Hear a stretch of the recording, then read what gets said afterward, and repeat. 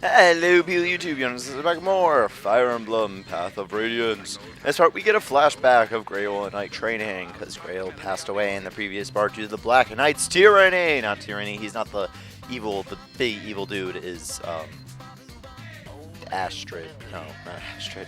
Holy crud.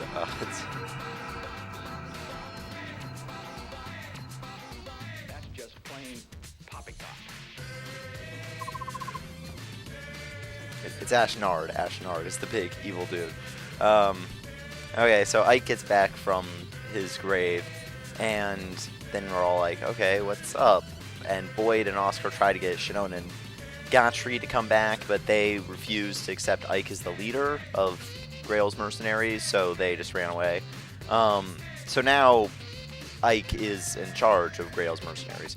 But you might think where he's really like, what? I'm not qualified to do this, but he's like, he was supposed to be the successor in the first place, and that's the thing. Ike is a really good hero, I feel, because he's very modest a lot of the time, and that's what makes him really good. Anyway, so also with this chapter, we get a merchant caravan to join us, which means that we can buy item stuff. So there, I give Riz the miracle ability so that he will take half damage from lethal blows, and I give him a crud ton of bonus experience thanks to this merchant caravan thing that you get. Because you've saved up 8 chapters of bonus experience, you have a lot of it stored up. And I feel like giving it to Riz is... It might not seem the most beneficial at first because he can't use it right away, but I enjoy using it because I don't enjoy priest grinding. Which is when you just make a chapter wait out and you constantly are just healing 1 damage or something like that for your priest. So the base that you're staying in is surrounded by Dayan troops, so we need to do a 8-turn defense, I think, and this chapter gave me, it took me 4 tries to do, and I only got this time because I got really lucky. So what I do is I put Oscar, Boyd, and Soren to the right, Mia and Ike to the left, and the chapter I spam Titania the most. Okay, for some reason I'm just waiting here for a while. But, oh my gosh, I spam Titania like crazy. Because I put her right here and just wait there. That's her spot to wait. Okay, I put Mia... Yeah, I thought I put Mia that way. And then I put Riz wherever he's needed. He sort of stays in the middle area. So yeah, I enjoy using those 3 choke points. But as I said, this chapter is really difficult if you don't use... Because you don't have anybody that can really defend this area at the bottom. If this bottom area wasn't here, I don't know, it'd be a bit easier, but luckily Titania just destroys all these guys easily, so works out. And I gave her that Polix because all the people in the bottom are horse riders. Even though she could just still live all of them, I do want her killing them so that it becomes easier on my side. Is this where it happens? Yes. Then Boyd gets a critical strike there, so I'm overjoyed at that because that gets 1 guy out of the way. And then he gets another critical strike, and I'm like, holy crap! Because Boyd isn't known for getting a ton of critical strikes. Like, at the end of the game, he's giving me one of the characters to get less critical strikes than most. Because he just has such high base damage, he doesn't rely on criticals. And luckily, he insta-kills that guy. So... I just got really lucky with those critical strikes, and that's what sealed my deal here. It's the deal seal. Also, what I do over here is I make it mostly that Ike is taking on these goons, and Mia's just sort of there, not actually killing too much stuff. Yeah. And in case you can't obviously see it, there is one enemy unit right there, the one that moved last, that looks a bit out of place. You need Ike to talk to her, and then she'll join you.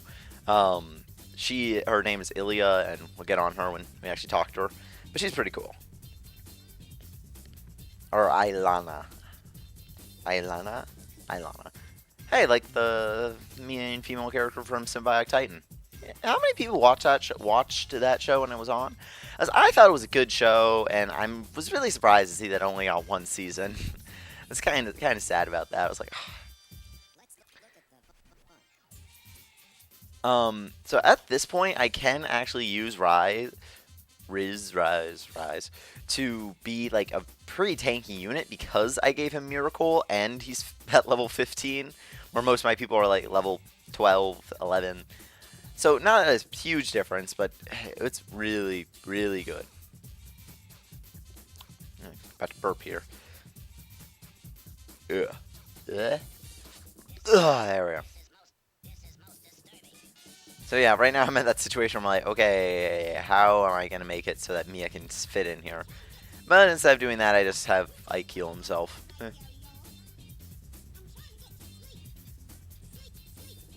Just remember that you don't have to attack every turn. It's if you don't want to get counterattacked, just using a vulnerary is a great option. Anyway, so there we go. See how Riz didn't instantly die? Oh, those guys are the longbows. Longbows can attack from 3 spaces away, where a bow can usually only attack from 2 spaces away. But the thing with longbows is they have really bad accuracy. That's the one thing. Then with Ilyana, it's really weird because I've seen it that she's attacked my units before, but this time she doesn't attack Ike, which I find really strange. Because I remember one time she attacked she attacked Boyd from 1 space away, and then Boyd just killed her. So I was like, ah, crud. So I had to restart the chapter. Because even if I don't use a unit, I enjoy hiring them just for the sake of hiring them at the end of the game. I don't know. That's what I do. Don't judge me. I'm thinking of how the heck I'm going to get rid of all these units.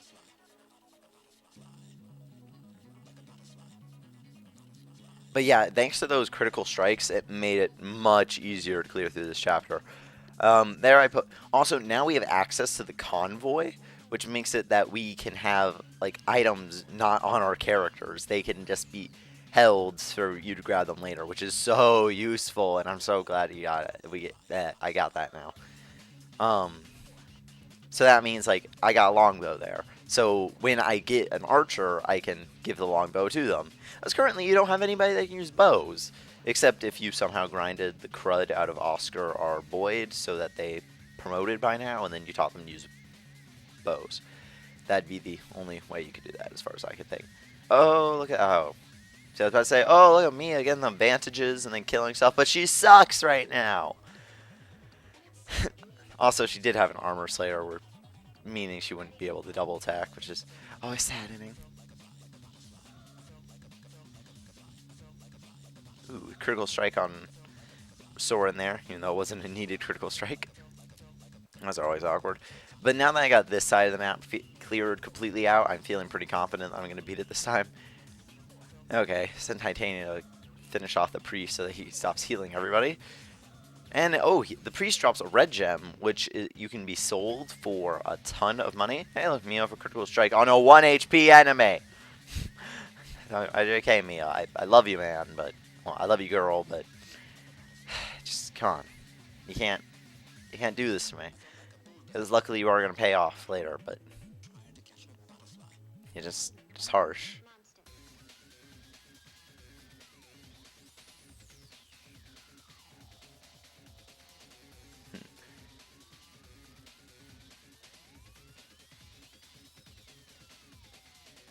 Alright, so yeah, as I said, I've sort of made it so just Ike was taking enemy blows for this time as I went through the chapter.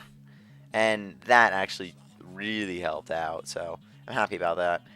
Okay, I have Titania finish off more ponies, because that's the way she's working right now. Ponies? Okay, now that I have my other units sort of migrating to the left, it's making this a bit easier. Then I'm like, okay, Mia, you go kill something. And I'm like, oh wait, Mia, you can't kill anything.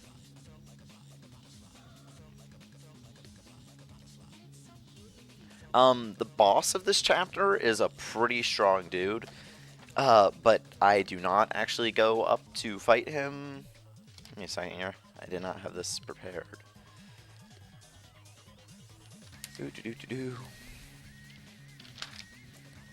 Yeah, he is a level 18 knight, and he doesn't drop anything for you, so I don't know. The only reason to really go after him would be for experience, and he's level 18, so it's pretty dang strong there.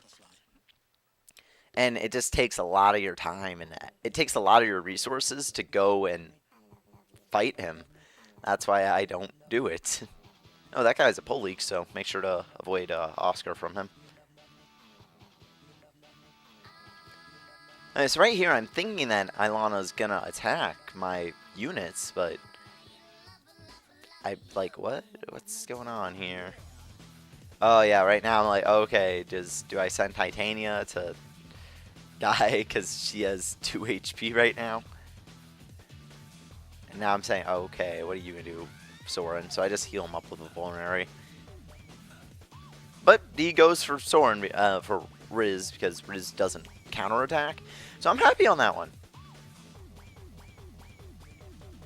And crappy level up there. Yes, it is possible to get a level up and not level up anything. It's hard. It's sad. It's sad when that happens.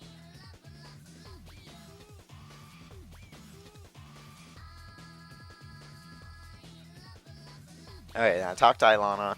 She is very sickly a lot of the time, and her constant thing of like almost all her supports is that she's hungry all the time.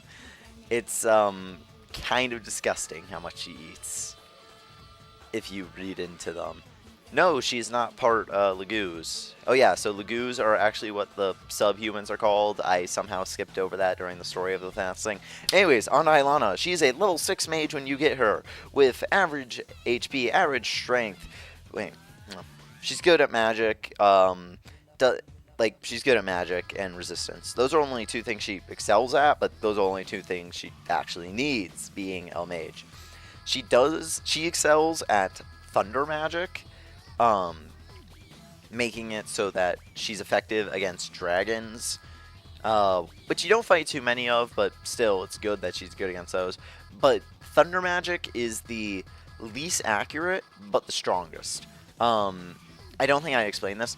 Wind magic is more accurate, but the weakest. Fire magic is in the middle, then thunder is strong but less accurate. But these are off. These are just very small numbers. And so she also comes with the Shade skill, which is essentially the reverse of Provoke, where people will avoid fighting her. Of the 3 mages you get, she is the second strongest, as if you ask me. Maybe she might be on par with the 3rd one you get. She might be even with him, but the problem with that guy is you get him really late, and you get him at level 1. So that's what makes him a pain to use. Why Ilyana, you get her at a little bit close to what everybody else is at. Well, you don't get her close to where everybody else is at, but you don't get her too late, and you can have time to train her up. She is not as strong as Soren, just clarify that part, but I still like using her because I think having 2 mages is pretty awesome. So there I have Riz heal Titania, because, you know, she was going to go for the action. Okay, so there's the boss. As we can see, I do massive amounts of damage, and he doesn't do anything to me. P.S. Just reverse what I said. And luckily, this is the last turn of this defense-ness, and we get all these reinforcements, and then we're like, retreat into the base, and then it's like, Ike has last stand, as Soren and Titania are just sort of sitting there, because they're like, ooh, look at us. A mist comes on out, she's like, yo, Ike, oh my gosh, I'm gonna die here with you. And then Ike's like, no, we aren't dying here. Oh, and then Mist is like, meh, meh, meh. So the boss walks up to you, you're like, I'm gonna kill you. Oh no, oh my gosh, Lagoos are kick-ass.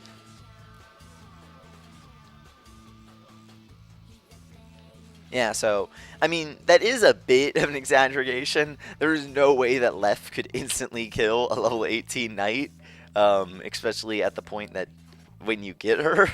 But she and Mordecai could take on a level 18 knight. That's true. Okay, so here we have a lot of the politics in this game are about Lagoos and how much they're untreated. Like, think of slavery. No, not slavery. Think of colored rights in America. It's a lot of what it is, but really under exaggerated. Actually, no, it's actually really close to them. Dang, really is. But the thing is, the goos also hate Boric, so yeah. Oh, by the way, humans are called Borics. I didn't cover that. So, yeah. Okay, have fun. Place your bets, ladies and gentlemen. Or, and he made it the hard way. Hey, the front line takes the hard. You have a shooter and a good one. Coming out for a new point. Get your bets down, ladies and gentlemen. He's a rolling point as 9. Place